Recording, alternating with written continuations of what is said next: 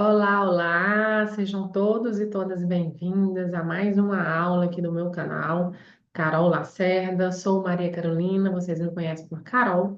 Sou fonoaudióloga, sou especialista em neuropsicologia, tenho anos de experiência na área de neuropsicologia, de funcionamento cerebral, e na aula de hoje nós vamos estudar um pouco sobre afasia progressiva primária.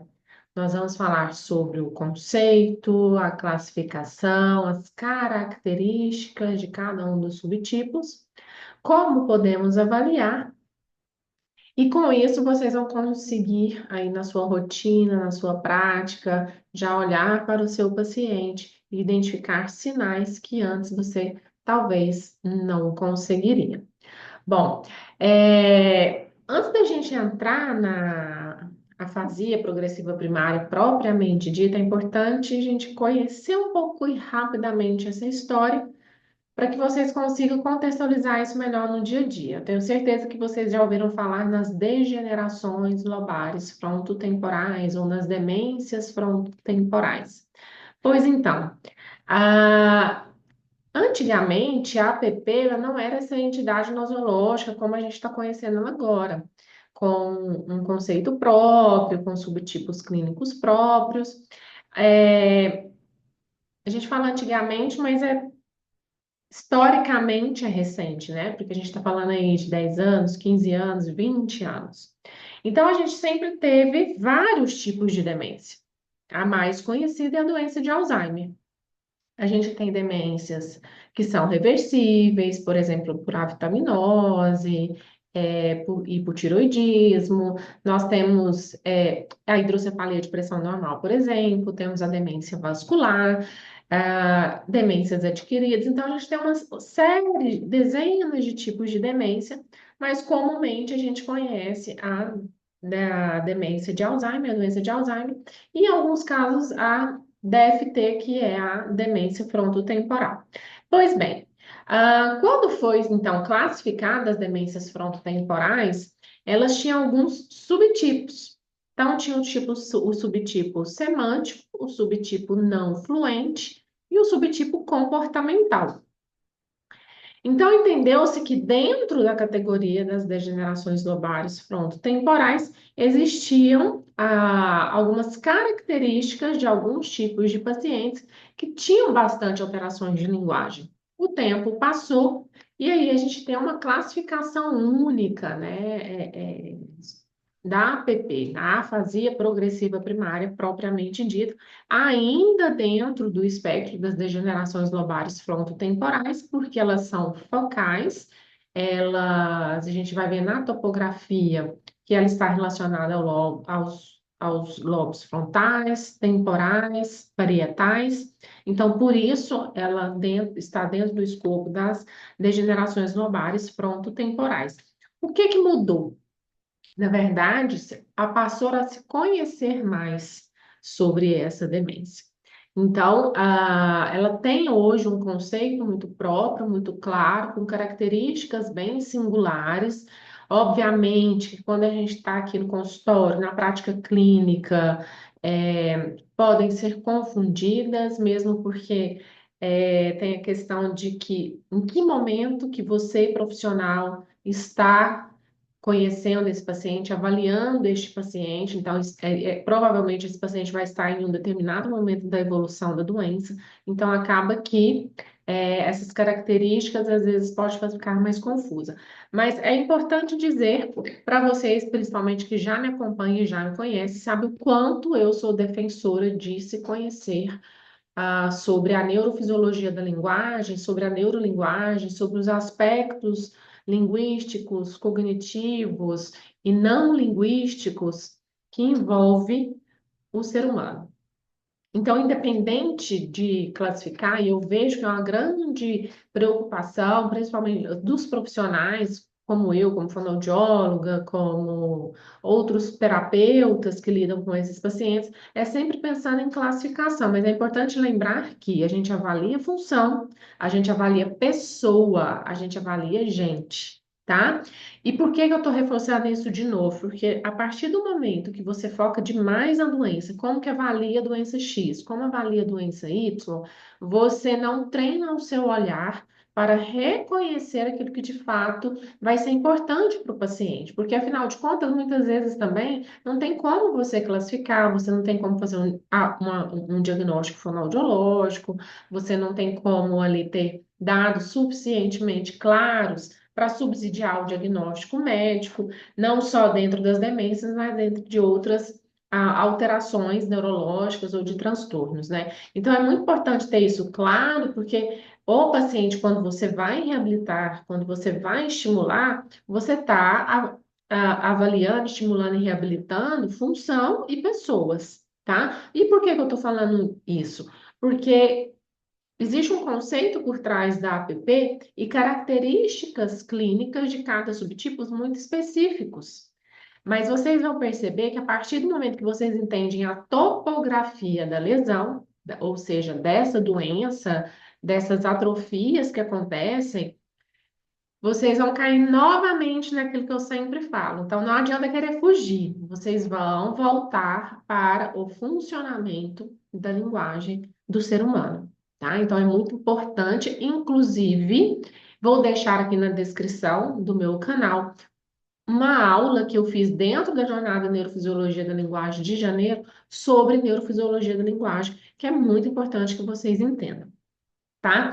Então, antes da gente iniciar aqui o conceito e as classificações das afasias e eu mostrar a topografia para vocês, não esqueça de fazer duas coisas: curtir, e compartilhar esse post, não, esse vídeo. E se tiver alguma dúvida, gente, é só colocar nos comentários que eu já vejo automaticamente e eu consigo responder para vocês também nos comentários, tá bom? Bom, então, qual é o conceito da APP, da afasia progressiva primária? Ela é uma síndrome neurodegenerativa caracterizada pela alteração da linguagem nos seus 2 primeiros anos de doença. Essa alteração de linguagem é exclusiva? Exclusiva a gente não pode falar, mas que ela é predominante, que ela é afetada de forma insidiosa, que ela é preponderante em relação às outras funções, isso é. O que que isso quer dizer na prática? Quer dizer que você vai ter pacientes com alterações muito evidentes de determinadas funções de linguagem, e que pode ocorrer alterações de outras funções cognitivas, principalmente as funções executivas e alterações de comportamento, sendo que essas alterações, elas são mais brandas, elas são mais leves, quando principalmente comparadas à linguagem. Então, você tem aí uma alteração de linguagem muito mais marcante, muito mais clara que qualquer outro tipo de alterações cognitivas. Uma outra característica da APP na literatura, ela é retratada como uma demência preponderante no sexo feminino, ou seja, mulheres têm mais APPs, tá? Ela sempre foi, gente, considerada, principalmente em funções das DFTs, uma demência pré-senil. Inclusive, sempre foi uma das características dela, demência pré-senil, ou seja, antes dos 65 anos de idade. Então, ela não é uma demência de senilidade. Inclusive, tem vários relatos, estudos, artigos, que os primeiros sinais aparecem aí por volta dos 45 anos, 46 anos, antes dos 50 anos de idade. Aqui em Goiânia, no ambulatório que eu sou colaboradora, que é o Ambulatório de Neurologia Cognitiva e Neuropsiquiatria do Hospital das Clínicas, que atende demência, o nosso estudo sobre a APP, que foi o meu objeto de estudo do doutorado, nós estudamos 119 pacientes. O que que mudou com relação à literatura? Os nossos pacientes, eles tiveram o início da doença pós-senil. A média geral desses pacientes foi pós-senil, ou seja, após os 65 anos de idade, tá? E na literatura recente, tanto nacional quanto internacional, a gente vê essa característica mais pós-senil. Em termos de estudo, o que que a gente tem no Brasil? É importante a gente valorizar, gente. Olha só, um dos primeiros estudiosos, um dos primeiros artigos que saiu relacionado à APP, a demência semântica, veio do Brasil, veio de São Paulo, veio com a professora Letícia Mansur, o professor Leonardo Cacheta, relatando um estudo de caso sobre demência semântica. Depois houve um estudo publicado com uma série de 16 casos de APP, também de autoria desses autores e da professora Márcia Radonovic, que é neurologista, se eu não me engano, do professor Ricardo Nitrini também. E por que que eu estou falando isso? Porque o Brasil estuda muito demência, tá?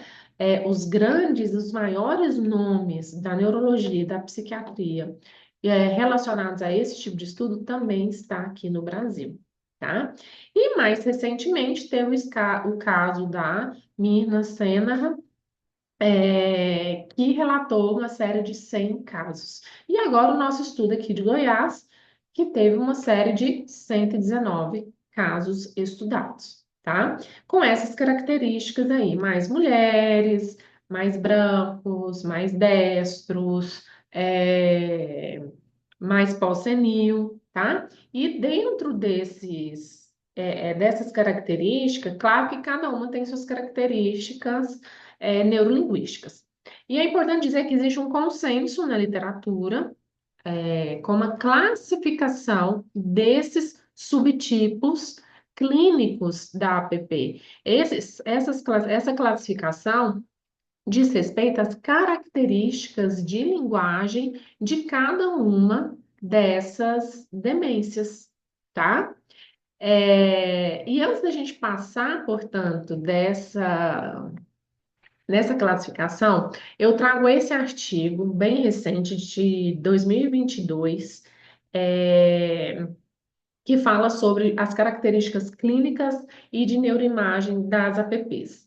E eu gostei muito desse artigo porque ele traz aqui de forma ilustrada muito clara, muito objetiva, muito didática a topografia dessas afasias, tá? Desses subtipos de APP. Antes que eu me esqueça, a gente não confunda a afasia progressiva primária, lembra do conceito? Ela é uma síndrome neurodegenerativa, com quadros de afasias apresentados por pacientes com sequelas de AVC. A gente já sabe que existe um subtipo atípico, e dentro desse subtipo aqui, atípico, que o paciente não consegue, não é classificado em nenhum dos subtipos de APP, temos relatos de casos, tá? Internacionais, inclusive nos nossos aqui de Goiás também, pacientes com doenças cerebrovasculares, com sequelas de AVC, que evoluem com quadros de demência e com quadros bem parecidos, principalmente com as demências semânticas e as demências é, agramáticas, tá? Que é mais frontal, vai depender da topografia aí da lesão vascular. Mas é importante que a gente tenha esses três grandes subtipos de APP e de acordo aqui, vocês vão perceber quais são as características, tá? É por isso que eu falo que é muito importante, gente, saber ter o domínio na ponta da língua sobre os mecanismos topográficos e funcionais do processamento da linguagem e das outras funções cognitivas. Porque sabendo disso, quando vocês olham aqui essa imagem, que vocês veem essa classificação, vocês vão bater o olho, vocês vão ter condições de relacionar essas topografias com funcionamento, tá? Então, o que que a gente tem aqui? Nós temos essa área em azul que está relacionada, portanto, ao primeiro subtipo que a gente vai comentar, que é o subtipo agramático, que é o subtipo não fluente da APP. Em rosa, o subtipo semântico, tá? Então, a APP semântica e a APP logopênica. Então, portanto, a gente tem três tipos principais de APP: a gramática, a logopênica e a semântica. Como eu disse, a gramática elas têm uma topografia de alterações mais anteriores, enquanto a semântica tem topografia mais temporal, ou seja, um comprometimento maior de lobo temporal, E aqui no subtipo logopênico, a gente tem aqui uma topografia da junção temporo-parietal. Essa região posterior do lobo temporal e mais aqui inferior, posterior do lobo parietal. Bom, então, o que que a gente já sabe aqui? Que a APP é uma síndrome neurodegenerativa, que ela cursa com alterações de linguagem em exclusividade, nos primeiros 2 anos da demência, que existe alterações cognitivas, porém muito leves, principalmente executivas, e alterações de comportamento, dependendo do subtipo, mas elas são infinitamente menores do que as alterações de linguagem. E que a APP ela é classificada em 3 subtipos principais: a gramática, a logopênica e a semântica, certo? Bom, e aí, em 2011, o que que aconteceu? Um consenso internacional de estudo que trouxe as características principais dessa demência, dessa APP, e quais são os critérios, por exemplo, que o paciente tem que ter de alterações para ele ser considerado gramático? Quais são os critérios para ele ser considerado um APP semântico? Quais os critérios para eles serem considerados APP logopêdico? Critérios esses de alterações em linguagem, para vocês verem a importância da nossa linguagem. Eu falo nossa, por quê? Porque é um objeto de estudo muito forte da fonoaudiologia e dos fonoaudiólogos, que é o que dá base para a comunicação. Então, a gente tem que entender que, uma vez tendo essas alterações de linguagem, características de cada subtipo, você vai automaticamente ter o quê? Alterações na comunicação, tá? Ah, então, essa classificação recente da Gorni-Tempini, e que veio junto com, assim, foi um trabalho, um artigo riquíssimo, publicado na Neurology, com os grandes, lembra que eu contei a história das degenerações lobares frontotemporais? Então, a gente tem aí, junto com elas, nesse artigo, Mesulam, Rhodes, grandes nomes de peso que estudam e sempre estudaram a demência, tá? Eu vou passar aqui rapidamente a classificação para vocês, para que vocês consigam visualizar também a.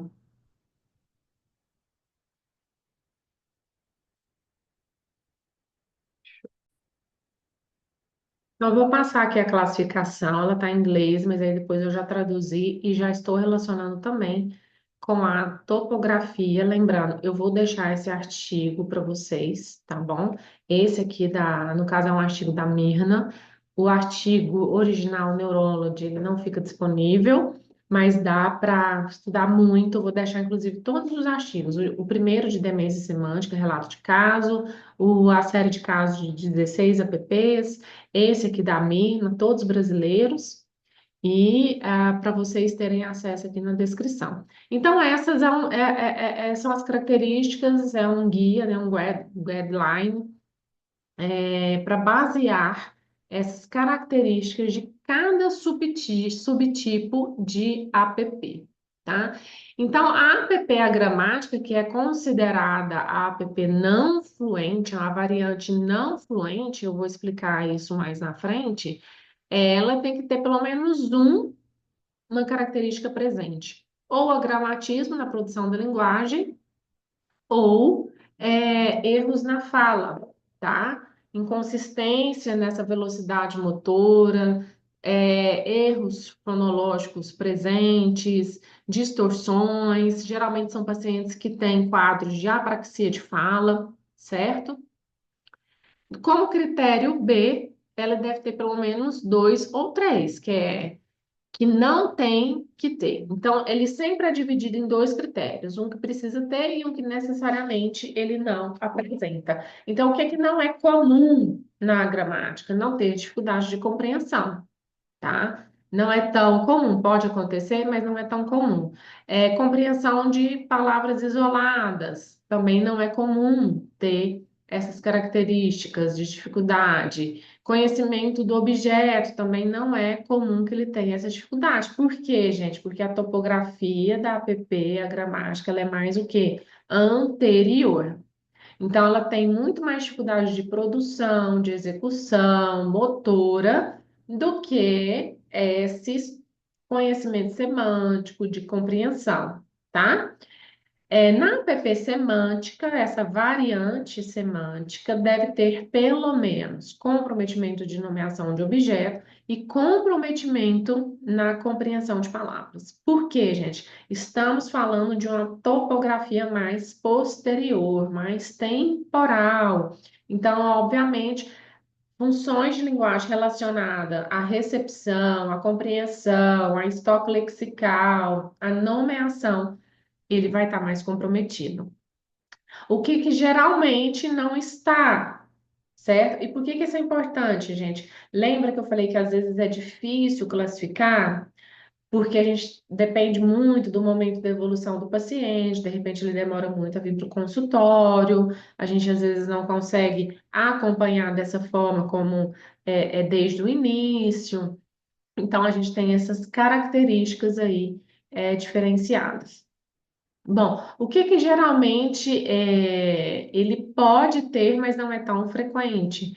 Conhecimento do objeto, particularmente aqueles de baixa frequência e baixa familiaridade. Então, aqueles que ele convive pouco, nomes de pessoas, nome de objetos com baixa familiaridade.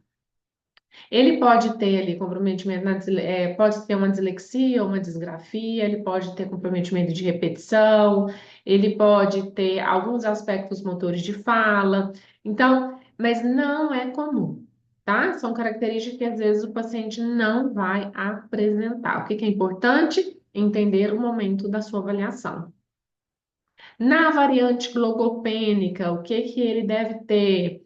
Comprometimento da recuperação de palavras, tanto na fala espontânea quanto na nomeação, ou seja, ele tem uma dificuldade de fazer o acesso ao léxico, e ele tem comprometimento o quê? De repetição de frases, tá? Por quê? Lembra, ele tem relação com uma topografia temporoparietal posterior, então, é um paciente que ele não tem comprometimento, ele não tem tanto comprometimento mais anterior da linguagem, mas ele apresenta características mais posteriores.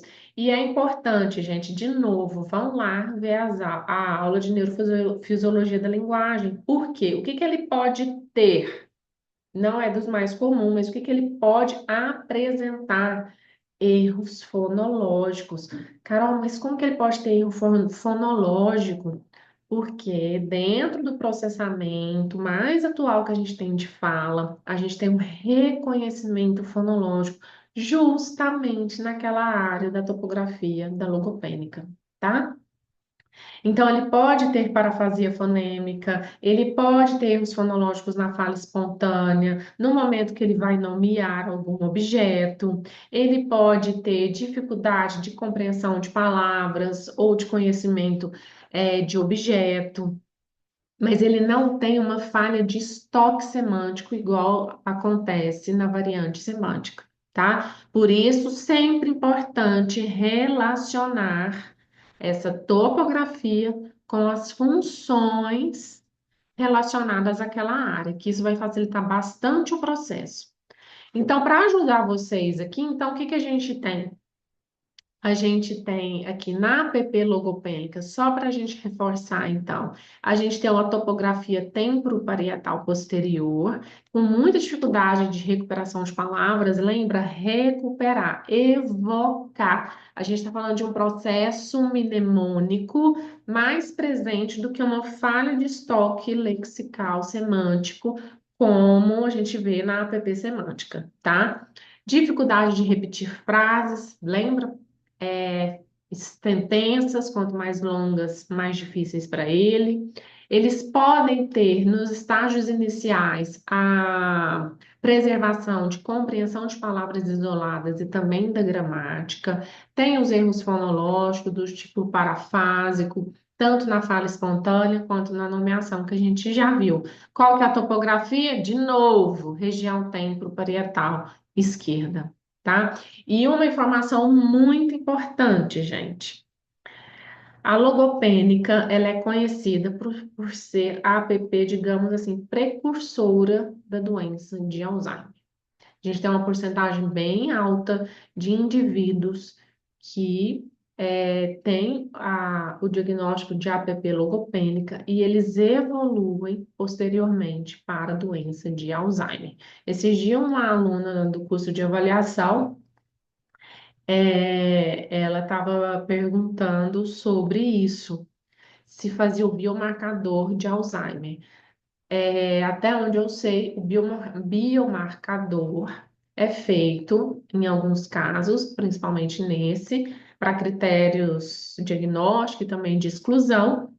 E é importante dizer que também a APP ela tem um gene, que aí já tem que fazer o estudo genético, que eu não lembro, está até na minha tese, que tem um estudo genético que ela tem um gene específico para o desenvolvimento da doença. Mas no caso da APP logopênica, faz o biomarcador, hoje em dia faz com líquor, né? Coleta o líquor, estuda o líquor e vê lá como que tá os biomarcadores para esse caso específico ou para que critério diagnóstico, ou auxílio em algum diagnóstico que esteja mais complexo aí do paciente. Bom, na APP semântica, então ela tem uma perda progressiva desse conhecimento semântico. O estoque semântico dela vai degradando com o tempo desse paciente. Então, quais as características que a gente vê? A gente vê uma anomia muito forte nesses pacientes. É diferente do logopênico. Geralmente, no logopênico, você dá pista, ele faz o acesso semântico. Aqui, mesmo com a pista, ele não consegue fazer o acesso semântico, né? E eu falo principalmente da pista fonológica. A fluência verbal e também a compreensão de sentença, a estrutura gramatical pode estar mais preservado nos estágios iniciais da doença. Qual que é a topografia? Região temporal do lobo, região temporal do hemisfério esquerdo, tá? E, gente, tem relatos, e já tem vários artigos e estudos, que também o hemisfério direito é afetado. No nosso estudo, por exemplo, aquele que eu comentei com 119 casos, nós tivemos 52 casos de demência semântica, dos quais 8 foram de hemisfério direito, tá? Oito, oito pacientes com atrofia de lobo temporal de hemisfério direito. E aí, a gente tem que pensar de novo em função. A gente tem características diferentes nesses pacientes, tá? A gente tem características de linguagem que são bem diferentes e relacionadas aos pacientes com alteração de hemisfério esquerdo, certo? E, portanto, vocês têm que observar isso por conta da avaliação. Vocês têm que contemplar na avaliação de vocês, caso observe alterações de hemisfério direito, alguns testes, sabe? Que são focados, que são direcionados para avaliação do hemisfério direito, certo? Na APP agramática, o que que nós temos? Nós temos uma topografia mais anterior. Isso quer dizer que eles têm mais comprometimento motor, comportamental, de execução, né? Então, mais disfunção executiva. A gente tem comprometimento aí de várias partes do lobo frontal. Portanto, a gente tem aí um paciente não fluente. Eles têm muito erros na fluência, hesitações, prolongamentos, muito esforço para falar. Geralmente são pacientes que têm apraxia de fala progressiva, agramatismo na fala e na escrita. A compreensão, ela é mais preservada, por quê? Porque a topografia dela é mais anterior, então você tem, digamos assim, essas regiões posteriores mais livres para funcionar, digamos assim. Então a gente tem essa topografia do giro motor, do giro pré-motor, do córtex pré-motor esquerdo e do giro frontal inferior, mas a gente pega toda a parte opercular, orbicular, que é essa região todinha aqui do lobo frontal, que tem muita gente, envolvimento com o comportamento. Então, o que que a gente tem, que é importante dizer? Os pacientes agramáticos, lembra que eu falei que a característica da PP, ela é pré-senil, mas os estudos mostram, no nosso estudo mostrou que ela veio mais, porque a média de idade dos nossos pacientes foi ali de 70 anos de idade, porém, a APP gramática, ela é a APP, é o subtipo clínico que inicia a doença mais cedo. A gente tem aí uma média de idade de 56 a 60 anos de idade dos primeiros sintomas relatados pela família. Aquela que ficou clara, é importante dizer assim, gente, o paciente quando vai para o médico, a família quando leva esse paciente, esse familiar no médico, geralmente eles levam quando a alteração já está assim, gritante, ainda que seja uma dificuldade, mas aquilo ali já extrapolou e a família vai e leva. Tem que pensar que até então ele vem com uma história, certo? E que a família, não, às vezes é idade, às vezes é estresse, às vezes é cansaço. Mas a APP, a gramática, portanto, ela é a que inicia mais cedo e ela tem um curso mais rápido de evolução e mais grave também. Por quê? Porque por conta dessa topografia, ela está acometendo o lobo frontal e a gente já sabe que o lobo frontal ele é muito importante, ele rege todas as outras funções cognitivas. E o lobo frontal comporta aí também tanto a parte comportamental quanto emocional, tá? Volitiva, do sistema volitivo e emocional também é comportado ali pelo lobo frontal. Então, são pacientes geralmente com sintomas que iniciam mais cedo, de forma mais precoce, mais graves, as características, alterações que são mais fortes. Portanto, é o que vai para o médico mais cedo, mais rápido e evolui mais rápido também, tá? Inclusive, em vários casos, são pacientes que evoluem também com degeneração córtico-basal, com a atrofia posterior associada, e que então acaba que piora o quadro clínico desse paciente, tá?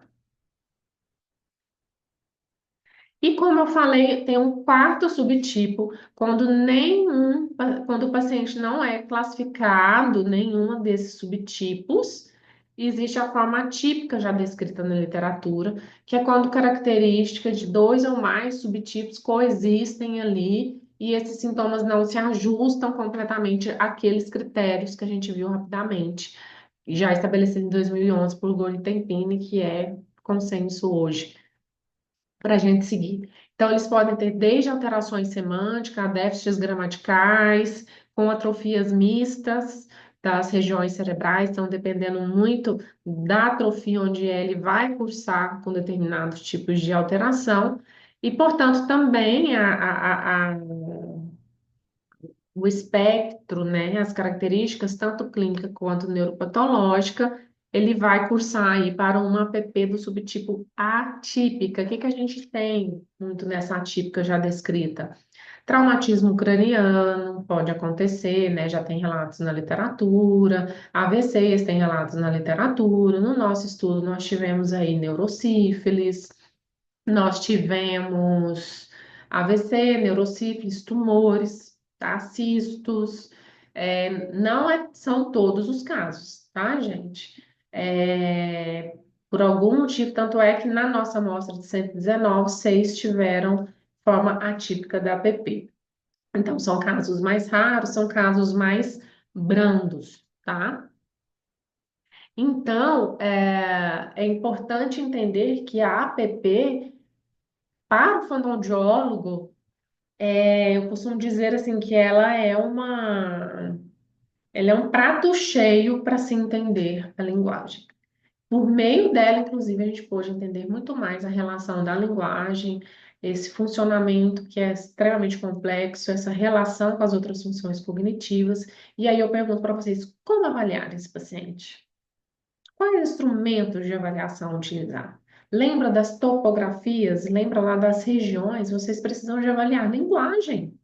Vocês precisam de avaliar outros aspectos cognitivos relacionados a cada um desses indivíduos. É muito importante vocês entenderem, gente. A gente lida com a comunicação humana. A linguagem é a base dessa comunicação humana. E a comunicação humana não envolve só linguagem. A própria topografia e as características das apps que eu passei aqui mostram para vocês que não dá para vocês avaliarem só linguagem. É preciso, ó, gente, começar a correr atrás, contra o tempo. A gente já perdeu muito tempo na fonoaudiologia olhando tudo só pelo prisma da linguagem. Não pode, não dá mais para ser assim. Vocês precisam, portanto, avaliar aspectos da linguagem, aspectos das funções executivas, memória. Vocês precisam de uma avaliação completa, linguística, cognitiva. Para o APP, para outros tipos de pacientes que vocês atendem, por quê? Porque a comunicação não é só linguagem, tá? Então, o que que vocês podem utilizar? Então, vocês têm que utilizar instrumentos para avaliar repetição, nomeação, compreensão, funções executivas, e aí é uma infinidade de testes. O que que eu utilizo muito na minha rotina?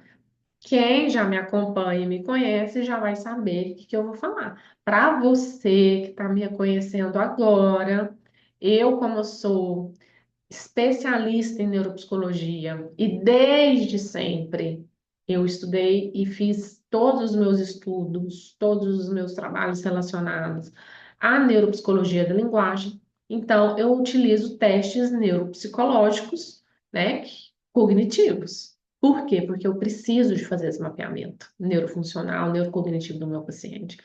É a condição sine qua non para eu acertar, ser mais assertiva com ele, ter um planejamento terapêutico que vai gerar resultados mais rápidos para esse paciente. Então, eu utilizo testes neuropsicológicos cognitivos. Então, eu utilizo muito as fluências verbais, discurso, teste de Boston de nomeação, teste de nomeação de Boston. Eu utilizo os testes de funções executivas, então, além de fluência verbal. Torre de Londres, Wisconsin. Eu utilizo muito o teste de trilhas, que avalia a atenção, mas que também avalia agilidade motora, rastreio visual, velocidade do processamento da atenção, flexibilidade cognitiva. Então, eu utilizo vários desses instrumentos. Por quê? Porque eu preciso de olhar para esse paciente, é, olhar para essa família dele, responder a essa dificuldade. Porque qual que é a demanda? Ele precisa, está com dificuldade de falar. Ele não me compreende direito. Ele troca o nome das coisas, ele troca o nome das pessoas. Eu tenho que entender por que que está acontecendo isso. Às vezes, uma dificuldade de nomeação não é porque ele tem uma falha de nomear, do estoque semântico, às vezes é uma falha de acesso. Eu tenho que saber em qual etapa da nomeação que esse paciente tem dificuldade. Por quê? Porque eu não consigo ser assertiva na terapia. Eu tenho que entender se o discurso dele está confuso por uma falha só de processamento da linguagem ou se tem uma falha de função executiva que não deixa ele o quê? Organizar esse discurso direito, concatenar as ideias corretamente, contextualizar. Eu tenho que entender se ele tem dificuldade de abstração, se ele consegue compreender metáforas, porque eu tenho que avaliar o hemisfério direito dele também, porque faz parte da linguagem. Então, percebe que você tem que se cercar de vários instrumentos para que você tenha condições de olhar ao final dessa avaliação e responder para essa família por que que ele tem dificuldade de nomear, por que que ele tem dificuldade de compreender. Quando ela traz essa demanda, você já tem que levantar a hipótese. Essas hipóteses vai direcionar os objetivos da sua avaliação. E os objetivos da sua avaliação vai conversar com a conclusão. Então, você tem que trazer isso muito direcionado. O que que eu peço para vocês? Deixem as dúvidas de vocês, caso tenha aqui nos comentários, que eu sou notificada automaticamente, eu não vou deixar vocês sem respostas. Eu espero que essa aula tenha sido esclarecedora. É pouco tempo para falar de um assunto tão denso, claro, mas acredito que isso vai dar um norte, uma clareada aí para vocês. E mais uma vez eu quero agradecer por todos estarem aqui e não se esqueçam de curtir, de compartilhar, de enviar esse vídeo para algum colega, algum familiar que precisa dessas informações. Façam as anotações de vocês e eu espero vocês aqui na próxima semana com mais um assunto de interesse da comunidade fonoaudiológica e que a gente precisa o quê, gente? Expandir esse conhecimento de cérebro, de funcionamento de linguagem, de processamento semântico, de processamento fonológico, o que está relacionado com as outras funções cognitivas, porque comunicação não é só linguagem, tá? Pensem nisso. Comunicação não é só linguagem. Então, vejo vocês na próxima semana. Até mais!